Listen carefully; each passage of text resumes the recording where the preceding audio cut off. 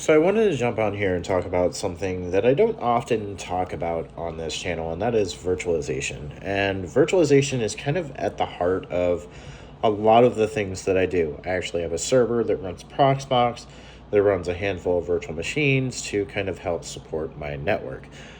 But when it comes to specific virtualization products, what do you do if you have a Raspberry Pi? We're going to talk about it. So this is my Raspberry Pi, and I'm running Windows on ARM on top of Raspberry Pi OS using a product called Botspot Virtual Machine, BVM for short.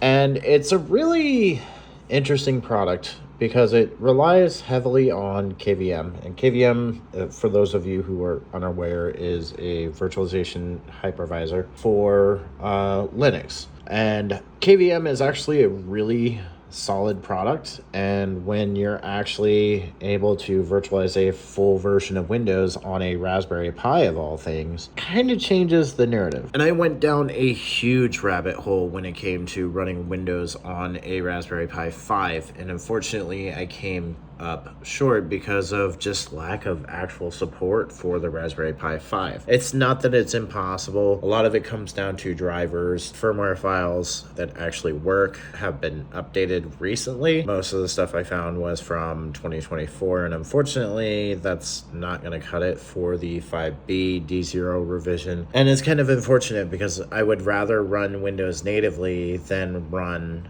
Windows in a virtual machine, but this is the next best thing. And it's important to note there is absolutely no reason you should be doing this unless you need a very specific purpose to run Windows on your Raspberry Pi 5. This is mostly a proof of concept for me because I just want to toy around with it. Honestly, running Raspberry Pi OS, which is based off Debian 13 Trixie, works just fine for me. And it's also important to note that I have a Proxmox server, and honestly, I don't need a full-fledged version of Windows, especially Windows on ARM, running on a Raspberry Pi. At the end of the day, it really comes down to what you need to use it for. If running a full-fat version of Windows 11 on ARM on a Raspberry Pi is your kind of thing, I definitely encourage you to check it out. I'll include links to it down in my description if you want to take a look at it. Highly recommend it, especially if you're wanting to run Windows. And unfortunately, there really is no other alternative at this time. Anyway, that's really all I have for today, folks.